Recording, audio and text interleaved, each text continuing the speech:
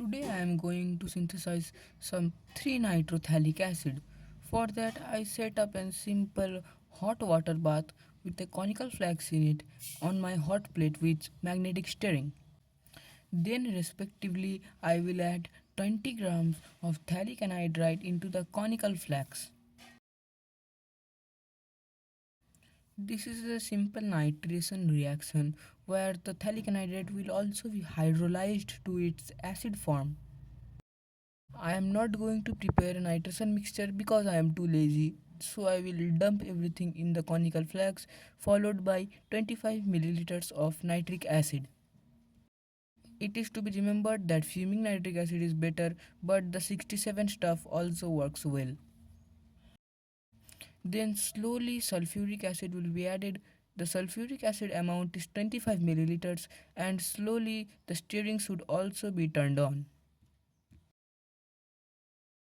This is to be remembered that the addition of sulfuric acid is very exothermic and it can get pretty hot. So I am not turning on the heating now, and the water is also acting as a water bath. And the water was of normal temperature but it got pretty hot, and I am now touching water with my bare hands and you can see that the flax has also got very hot. Now I will slowly turn on the heating to complete the reaction. I will not go into the details of this reaction, but still, the 4-nitrothalic acid is also formed, which is the isomer of 3-nitrothalic acid. Actually, the reaction should yield 3-nitrothalic anhydride, but the anhydride is also hydrolyzed in this step as a lot of H plus ions are also present in the reaction mixture. You can see that the solution is slowly getting more clearer and clearer, and the flakes of the phthalic anhydride are getting dissolved into the solution. That was a pretty big mistake that I forgot to make the phthalic anhydride as a powder. After nearly half an hour, you can see that the solution has got pretty hot due to the hot water bath, and some nitrogen dioxide is also producing, which is due to the oxidation of nitric acid. It should be done in a pretty good fume hood or done outside. I am doing it in a fume hood as nitrogen dioxide is pretty corrosive and poisonous, so inhaling it can cause many type of lung diseases.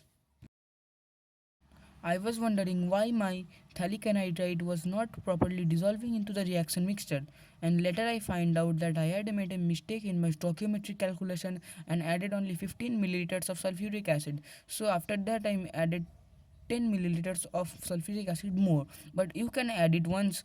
It was due to a mistake of mine. After the addition of the sulfuric acid, things started to dissolve again, and after some time, things completely dissolved in the reaction mixture. After nearly the 2 hour mark, the reaction fully turned brown. It was like a red color which was filled with nitrogen dioxide. When I opened the stopcock, I was welcomed with some nice and toxic fumes of nitrogen dioxide. After the 3 hours 30-minute mark, I started to observe a precipitate. It was of 3-nitrothalic acid, which was very poorly soluble in water, and due to the H plus ions, it is also more poorly soluble in the reaction mixture. But still, the reaction is not completed as I did a thin layer chromatography and the starting product is still left in the reaction mixture. After nearly the 4 hour 30-minute mark, the reaction was completely precipitated out, and I did a thin layer chromatography and got there was no starting product left. Then the whole product was dumped into some cold water while it was still hot. This process was known as quenching, means putting something hot into cold water.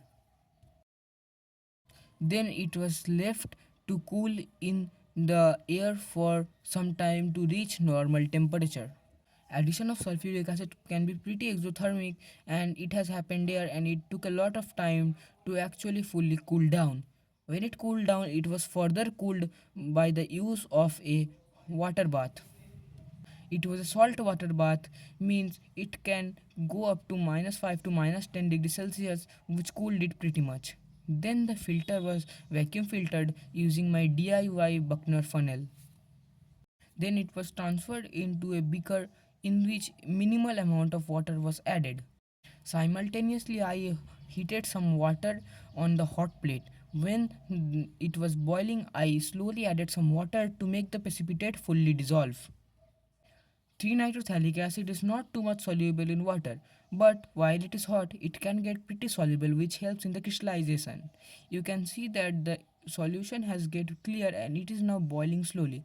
I let it to boil until some small crystals started to form and then it was cooled down. I stirred with my thermometer which was there to maintain the temperature. I didn't show the part as the video was getting lengthy and I just cooled down it in the freezer and lot of precipitate appeared. Then the precipitate was filtered off using vacuum filter and it was kept running for 30 minutes, which made sure that the precipitate was pretty dry. Then it was further dried in my desiccator and I got 8 grams. The yield was 30%. It took a big hit on the yield as 4-nitrothalic acid, the isomer, was also formed which reduces the yield. If you like this video, please support me.